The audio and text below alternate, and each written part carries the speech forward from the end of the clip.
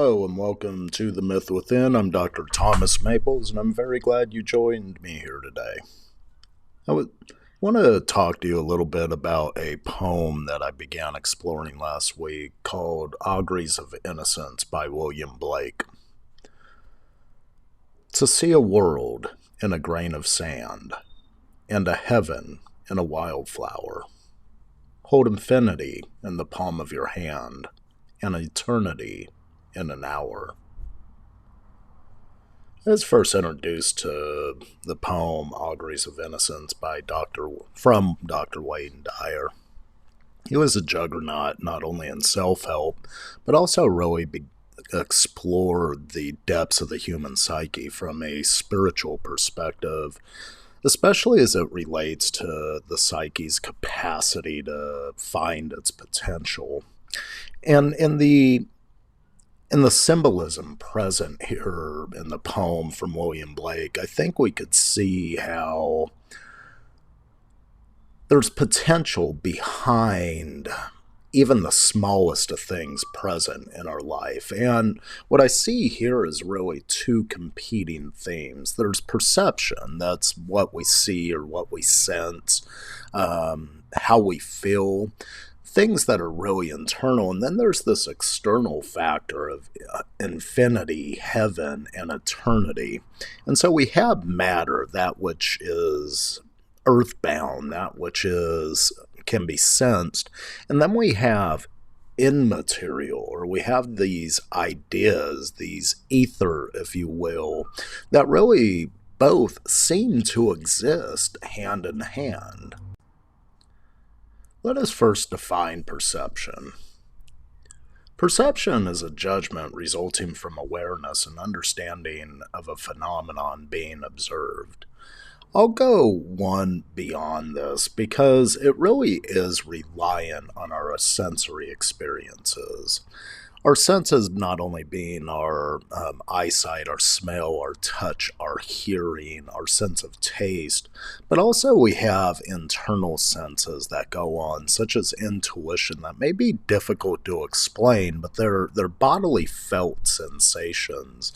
And these two could have as much of effect on how we perceive the world as our external senses, such as eyesight or hearing. Now, in the best-selling book, The Secret, they draw attention to an idea that a universe cannot exist without a mind entering into it. This really is the ideal behind modern-day quantum physics, that the physical universe has to have manifestations of mind that not only perceive its presence, but also create the presence that's being perceived by others. Now, as we all know, that our perception is ultimately linked to the sum of the storylines that made us who we are today.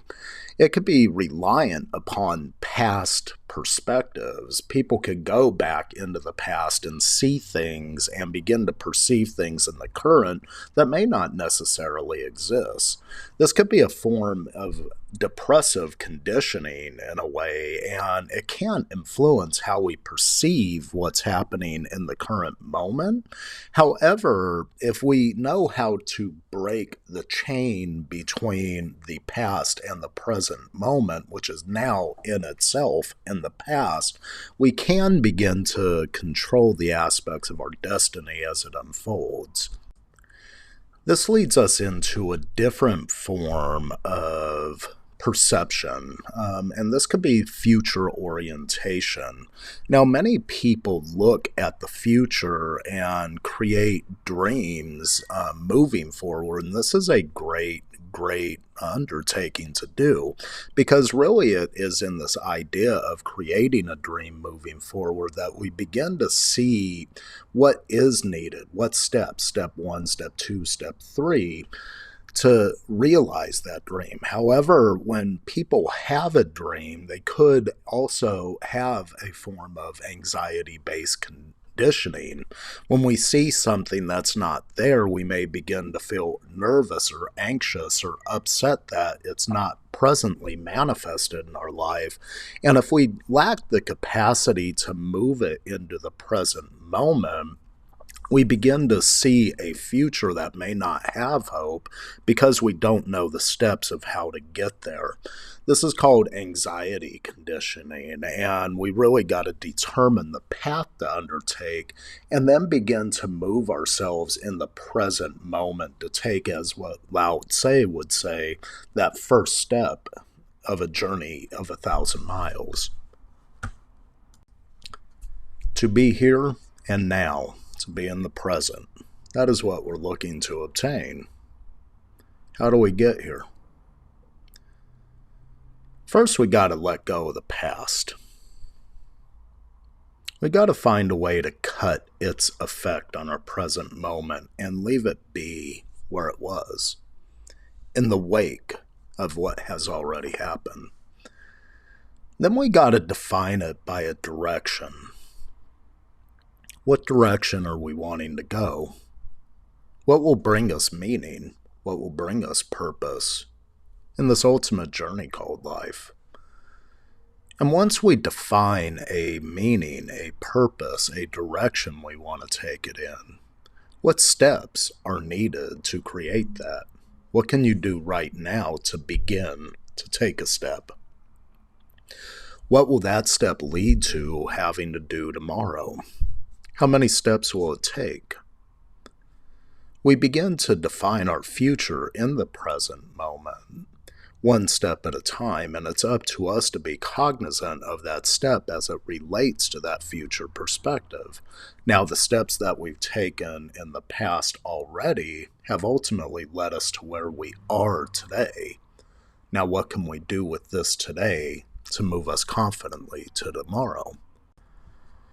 This leads us into the second theme present, which is this amaterial substance that has nothing to do with who we are or what we are. It's ether in a way. It's dream material. It's air up until the time we make it become manifest reality. Now, in Blake's poem, he uses some beautiful examples of this with the words heaven, infinity, eternity.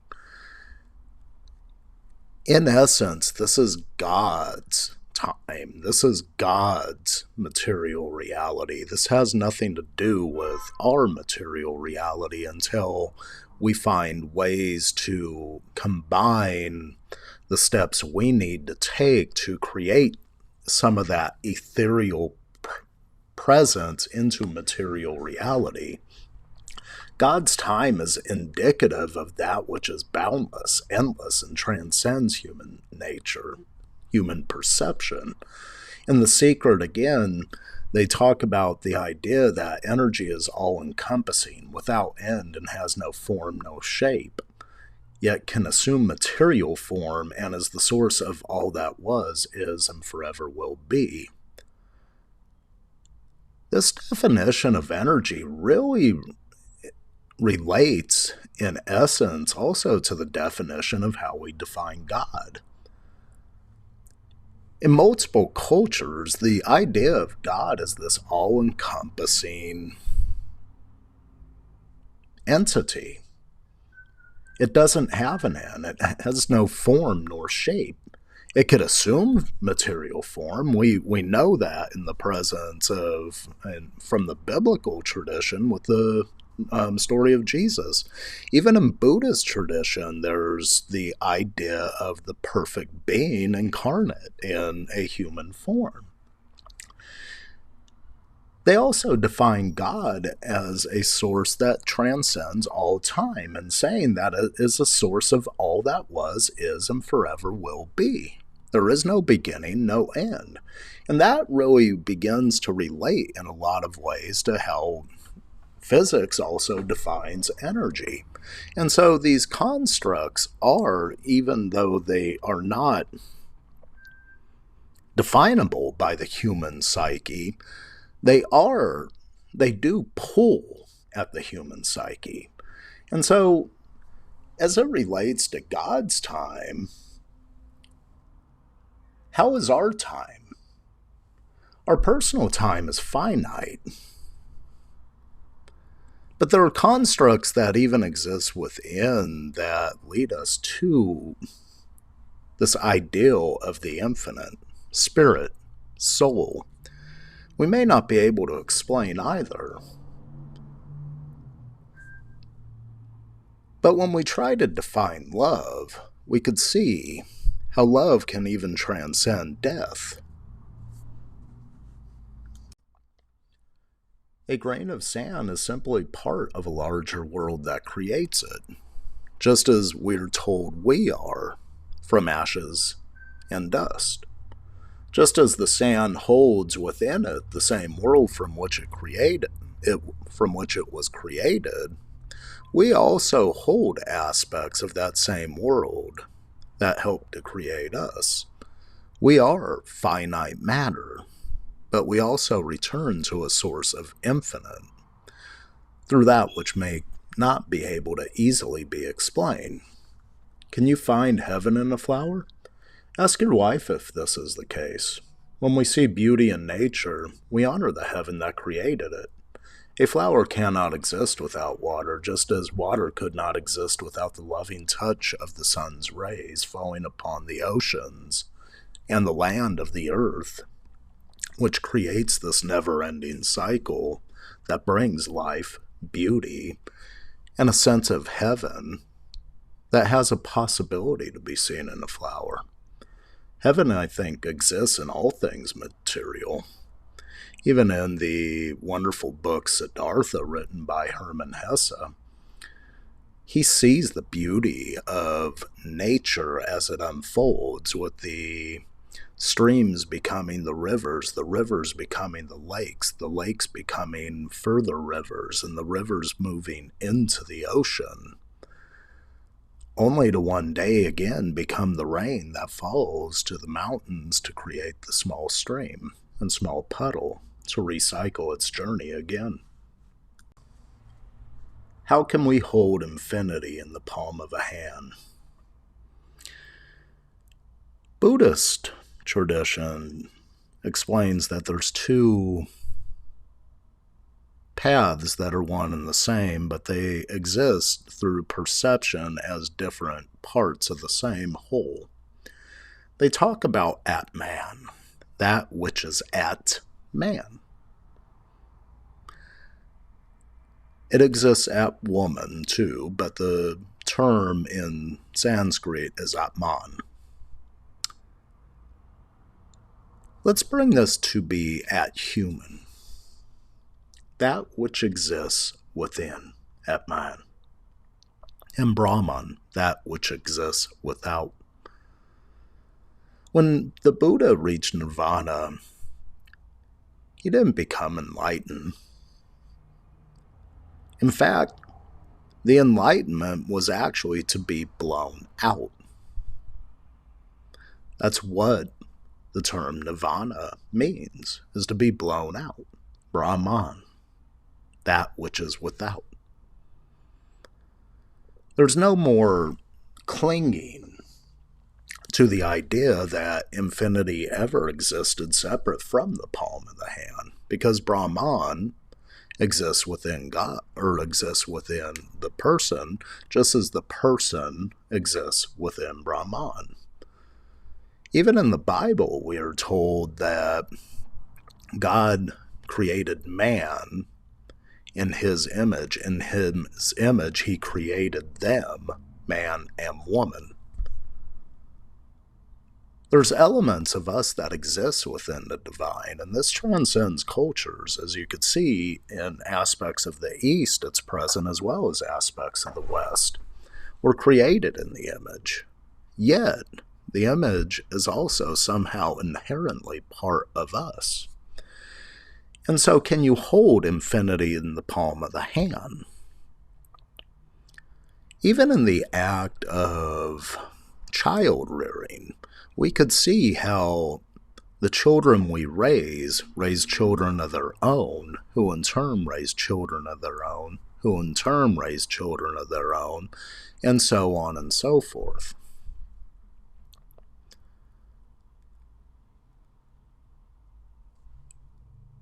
How many generations would it take to see the lineage of the roots you plant down today become the full tree of life? And what part of the tree are we truly in? To hold eternity in an hour? What is the eternal? Can you sense it? Close your eyes. Take a deep breath in and let it go. Take a deep breath in and let it go. Take a deep breath in and let it go. What is the eternal? Is it a feeling? Is it a memory? Is it a picture of a loved one trapped in time and space that brings you some movement within?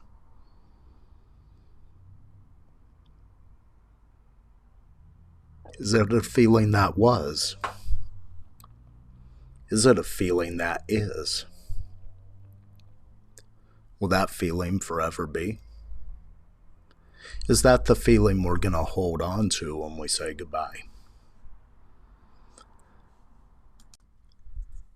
I am reminded of a Bible verse in this case, from 1 Corinthians chapter 13. When I was a child, I talked like a child, I thought like a child, I reasoned like a child. When I became a man, I put the ways of childhood behind me. For now we see only a reflection as in a mirror. Then we shall see face to face. Now I know in part, then I shall know fully, even as I am fully known. And now these three remain: faith, hope, and love. But the greatest of these is love. Can you hold on to an image of love for an hour? I hope we've all had that experience in our lifetime. And if we have not, maybe we could hold on to that as something to advance confidently towards as we strive to make ways for our dreams to come true. I thank you for joining me here today. And if you have any questions, please comment below. Feel free to see me at one of my social media sites. Until next time, I wish you blessings on your journey to advance confidently in the direction of your dreams. Goodbye for now.